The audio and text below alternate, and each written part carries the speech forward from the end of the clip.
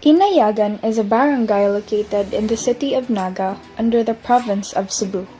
Currently, it is the boundary between the municipality of Minglanilla and the city of Naga. The barangay is a wondrous and unique place unlike any other. So sit back, relax, and enjoy the wonders of the barangay along with its very rich culture, heritage, and traditions. Inayagan comes from the word ayag, which means to strain.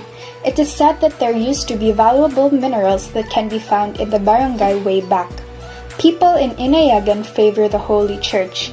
It is their culture to worship every day, for human life is enriched and renewed through ever closer relations with the divine. Religion is seen to be a shared value that also strengthens the family together.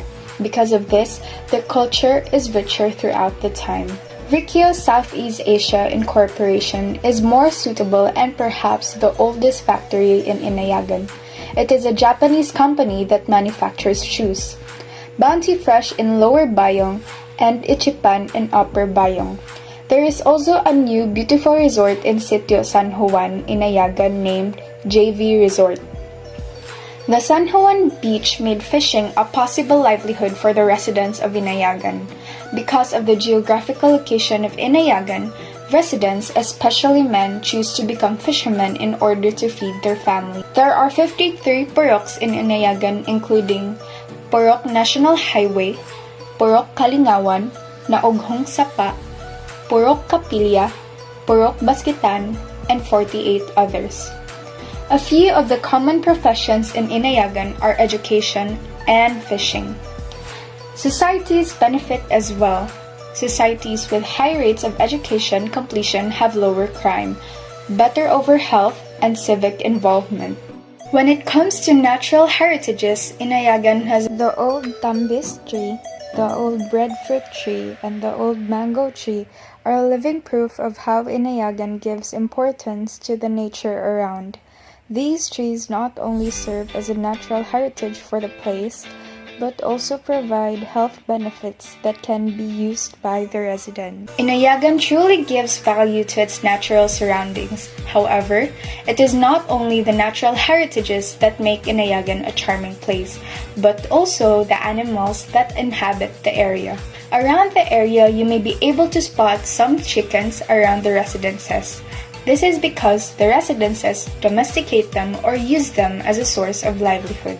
When it comes to remnants of the past, there is the old well or the deep well Tabay that was built in 1911 and was restored in 1926. It served as a main source of water back in the days, but as of now, it remains as a remnant. There is also the old chapel or capilla. An interesting occurrence that happened in the old chapel was during World War II, when a group of people hid under the altar of the Our Lady of the Holy Rosary. As Japanese soldiers searched the area, they actually looked at the very spot where they hid, but didn't seem to notice them. The families up to this day still visit Inayagan during its feast day to honor this miracle. Besides the great amount of old heritage Inayagan has, Inayagan also has places that would be very worth visiting when given the chance, such as the San Juan Beach and Mount Pangilatan. The San Juan Beach is located in Sitio San Juan, and it is very famous for being a source of livelihood, which is fishing by the people inhabiting near the area. Mount Pangilatan is also known as the untouched summit with a 360-degree panoramic view. It is also said to be one of the steepest climbs in Cebu. Both of these are very wonderful sites to visit when in Inayagan. Inayagan's many tangible heritages are very essential in contributing to the culture of barangay. However, these heritages are sometimes made irrelevant to the community in the present compared to those in the past. Most tangible heritages, like the old chapel and wells which were commonly used in the past, are no longer used because of modernization. Natural tourist spots such as the San Juan Beach and Mount Pangilatan are also facing many threats at this moment, and we should be able to preserve and protect it. In San Juan, children think that the sea creatures are merely playthings. Mount Pangilatan serves the people both in terms for fitness and leisure. The number of continued to grow because of the pandemic, and it was suggested that it will be called Pangilatan Peak for added attraction. Now that a lot of people are swarming the place, it is already at risk of being polluted, and sure enough, many trashes are being scattered around at the peak. As a solution, we should be responsible in maintaining cleanliness when visiting other places. The government or barangay officials could also post signages and even place fines for violation. All these tangible things may be of lesser value than before, but they contribute a lot to our barangay's culture. Therefore, it is also our duty as residents to preserve these notable heritages. We can be able to restore these tangible resources and request officials in the barangay to keep these heritages for the future. We should also do what we can to keep these tangible heritages protected, no matter how small our action may be, to keep our culture alive.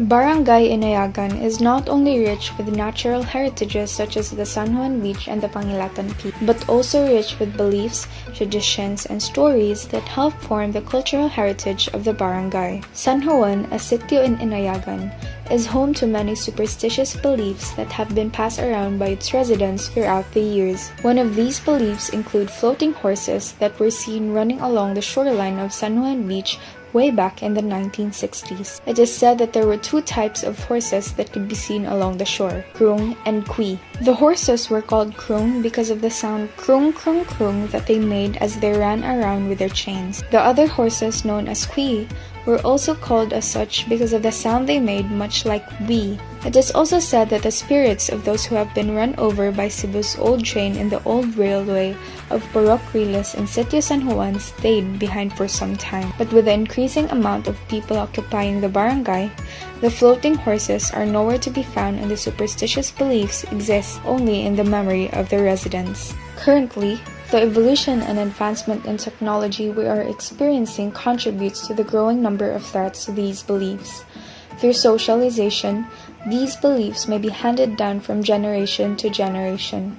Through language and other forms of communication, these beliefs and stories will stay alive and will be passed down to the next generation. Creation of video logs, sharing posts on social media, blogs, and more are also some ways on how we can keep this rich and tangible heritage alive, even with the changing of times. It is important to keep these beliefs alive, since it is one of the reasons that make Barangay Inayagan unique and different from other places.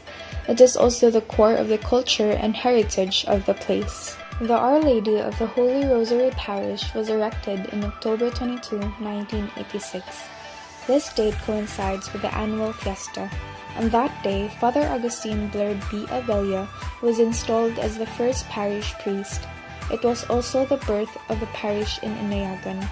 The chapel of Barangay Inayagan is under the patronage of Mary as the Lady of the Holy Rosary, and with this, it is to be named as the Our Lady of the Holy Rosary Parish.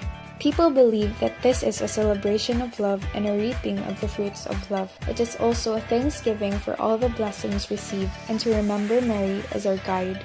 Since we are now in the new normal, changes are now observed for the fiesta. No procession, limited number of people attending the Pontifical Mass, and simple decorations only. Unlike before the pandemic, the usual number of parishioners were different. The decorations were extravagant, and there was still procession. Also, Gindaruhan was removed from the zone since they constructed their new parish. Each community has its particular institutions that bond the members of the community. Thus, Barangay Inayagan has its own formal institutions such as Parish Youth Council, PYC, and Advanced Inayagan Movement, AIM. For a long period of time, Barangay Inayagan has no school.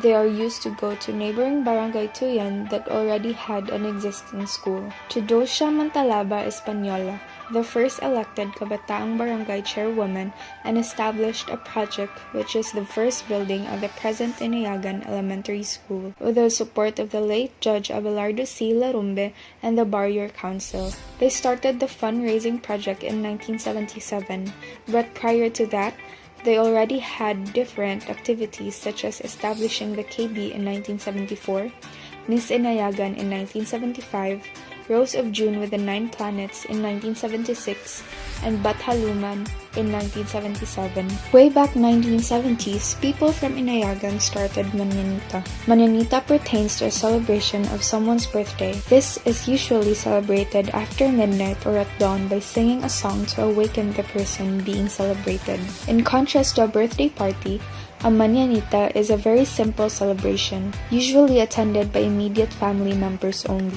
It is simply a way of greeting a birthday celebrant by serenading her with a special song. Later additions to the tradition are eating cake and giving presents. The people from Inayagan were accustomed to performing the Manyanita when there's someone having his or her birthday. This has become the basis for the tradition itself. Up until now, there are some individuals who uphold this tradition but not compared to how prominent it was before.